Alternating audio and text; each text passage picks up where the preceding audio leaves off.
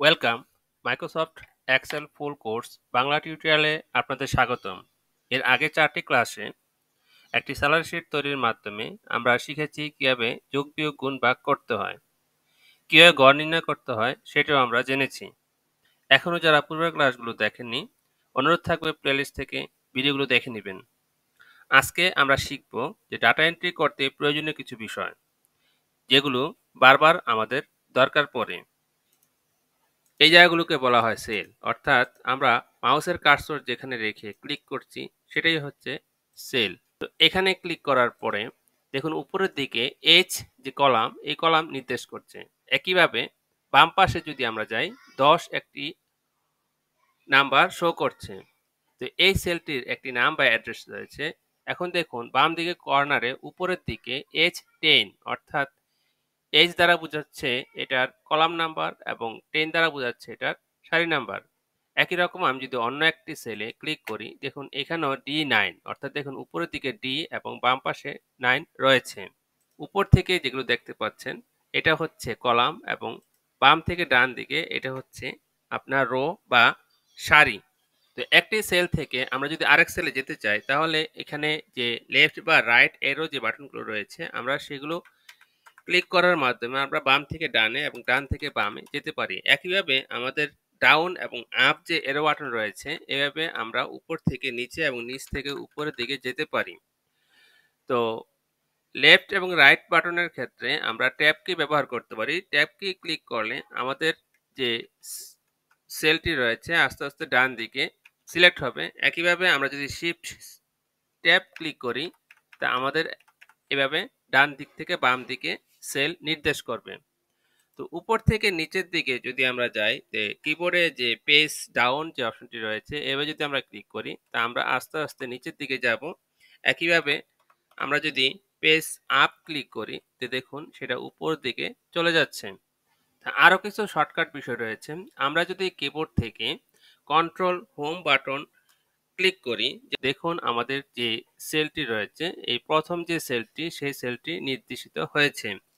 এখন যদি আমরা কন্ট্রোল ইন দিই তো এই যে এক্সেল শিটটি রয়েছে আমাদের শেষ যে এখানে টাইপ করা হয়েছে সেই দিকের একটা সেল নির্দেশ করা হয়েছে। তো এভাবে আমরা যদি কন্ট্রোল এইচ দিই আমরা আবারও আমাদের এক্সেল শিটের শুরুতে চলে যেতে পারবো। অনেক সময় প্রয়োজন হতে পারে যে আমাদের সম্পূর্ণ এক্সেল শিটটিকে সিলেক্ট করার। এই জন্য আমরা যদি কিবোর্ড থেকে কন্ট্রোল এ ক্লিক করি তাহলে আমাদের সম্পূর্ণ যেই এক্সেল শিটটি রয়েছে সেটা সিলেক্ট হয়ে যাবে। আবার কোনো রো যদি আমরা সিলেক্ট করতে চাই তাহলে মাউসের এই যে কার্সর এখানে রেখে যদি আমরা ক্লিক করি আমাদের এই রোটি সিলেক্ট হয়ে যাবে। এখানে যদি আমরা শিফট স্পেস বার ক্লিক করি তাহলে ডানে বামে যে রোটি রয়েছে আমাদের সেই রোটি সিলেক্ট হয়ে যাবে। তো একইভাবে আমরা যদি এখানে কন্ট্রোল স্পেস বার ক্লিক করি তাহলে আমার নিচের দিকে যে কলামটি রয়েছে সেই কলামটি সিলেক্ট হয়ে যাবে। আবার আমরা মাউস দ্বারাও সিলেক্ট করতে পারি। তো অনেক সময় এইভাবে আমরা ড্র্যাগ করো যে কয়টা সেল প্রয়োজন পড়ে সেই কয়টা সেল আমরা সিলেক্ট করে নিতে পারি। এখন আমরা দেখব ফিল হ্যান্ডেলের ব্যবহার, অর্থাৎ এখানে আমি পূর্বেই কিছু টেক্সট এবং নাম্বার টাইপ করে রেখেছি যাতে ভিডিওটি বড় না হয়। তো এখন দেখুন সেলস এক্সপেন্স প্রফিট অর্থাৎ বিক্রয় খরচ লাভ কতটুকু কোন মাসে হয়েছে। তো এখন এখানে যদি আমরা টাইপ করি যে জানুয়ারি, এরপরে রয়েছে ফেব্রুয়ারি অর্থাৎ কোন মাসে কতটুকু সেলস হয়েছে কতটুকু এক্সপেন্স হয়েছে। এখন আমরা যদি ফেব্রুয়ারি মার্চ এভাবে প্রত্যেকটি টাইপ করি তা অনেক সময় প্রয়োজন হবে। আর আমরা যদি এখানে কার্সরটি রেখে এই যে প্লাস যে চিহ্নটি দেখা যাচ্ছে এটা ধরে যদি আমরা এভাবে ড্র্যাগ করি আমার যে কয় মাস প্রয়োজন আমরা সেই কয় মাস সেল ডানে যাব।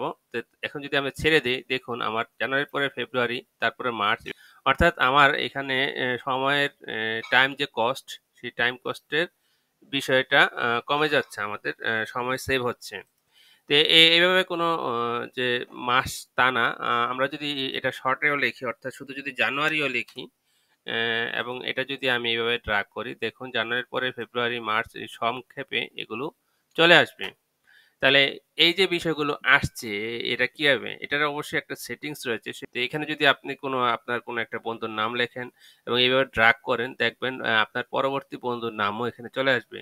তবে বন্ধুর নামগুলো আপনার যে সেটিং অপশন রয়েছে সেটিং অপশনে সেট করে নিতে হবে। তো সেটা পরবর্তী অন্য আরেকটি ভিডিওতে আমি দেখাবো কিভাবে আপনি সেটিং অপশনে এই নামগুলো সেভ করবেন। তো আমি এই যে ফিল হ্যান্ডেলের আরো কিছু ব্যবহার দেখানোর জন্য নিচে কিছু বিষয় টাইপ করে রেখেছি। যেমন আমরা যদি সংখ্যার ক্ষেত্রে 1, 2 অর্থাৎ সিরিয়াল নাম্বার লিখতে হয়, তো এভাবে আমরা যদি সিলেক্ট করে নিই এবং ড্রাগ করি দেখুন আমাদের সিরিয়াল নাম্বারটি অটোমেটিক চলে আসছে। সেটা জোড় সংখ্যা হতে পারে, বেজোড় সংখ্যা হতে পারে। সেক্ষেত্রে ২ টি সংখ্যা আপনাকে লিখে নিতে হবে।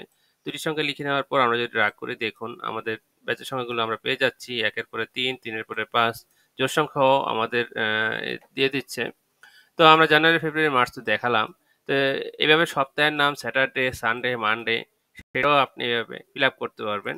আর যদি কোনো সাল হয় সেই ক্ষেত্রে আপনাকে ২ টা সাল অবশ্যই লিখে নিতে হবে সংখ্যার ক্ষেত্রে। তারপরে যদি আপনি ড্রাগ করেন, কন্ট্রোল জেড দিলাম, আমরা পূর্বাবস্থায় ফিরে এলাম। এখন আমরা যদি ড্রাগ করে দেখুন আমাদের সালগুলো এসে যাচ্ছে। তো একই ক্ষেত্রে যদি কোনো তারিখ হয়, তো তারিখটা ১ম তারিখটা লিখার পরে আমরা ড্রাগ করলে আমাদের পরবর্তী তারিখগুলো আমরা পেয়ে যাচ্ছি। অর্থাৎ আমাকে বারবার টাইপ করতে হচ্ছে না। আমার ফিল হ্যান্ডেল ব্যবহারের মাধ্যমে আমরা টাইম সেভ করতে পারছি। আরেকটি এক্সট্রা বিষয় আমরা শিখে নিই। অনেক সময় ডাটা এন্ট্রিতে আমাদের অনেকগুলো শিটে কাজ করতে হতে পারে। আমরা মাউস দ্বারা ক্লিক করেও আমরা এক শিট থেকে আরেক শিটে যেতে পারি। কিবোর্ড শর্টকাট ব্যবহার করে সহজেই এই কাজটি করতে পারি। যেমন এইটা হচ্ছে শিট 1, এটা শিট 2, এটা শিট 3। তো আমরা যদি এখান থেকে মনে করুন আমরা এখানে আছি। তো আমরা যদি এখানে কন্ট্রোল পেজ আপ এই অপশনটি ক্লিক করি, তো দেখুন আমরা সহজেই যে শিট 1 এই শিটটিতে চলে যাচ্ছি। আমরা যদি আবার কন্ট্রোল পেজ ডাউন দিই, দেখুন পরবর্তী অর্থাৎ আমরা আগে যেই শিটে ছিলাম সেই শিটে আসলাম। আমরা আবারও যদি পেজ ডাউন দিই, এর পরের যে শিটটি রয়েছে সেই শিটটিতে সহজে চলে যেতে পারছি। অর্থাৎ ডাটা এন্ট্রি কাজ কত তাড়াতাড়ি আপনি করতে পারেন সেটা হচ্ছে আপনার টেকনিকের উপর। তো টেকনিকগুলো যদি আপনার জানা থাকে তাহলে আপনি কাজটি সহজেই করতে পারবেন। তো ডাটা এন্ট্রি কাজে যেই বিষয়গুলো বারবার প্রয়োজন হয় আজকের ক্লাসে আমরা সেই বিষয়গুলি আলোচনা করলাম। পরবর্তী ক্লাসের আমন্ত্রণ জানিয়ে বিদায় নিচ্ছি। ভালো থাকবেন।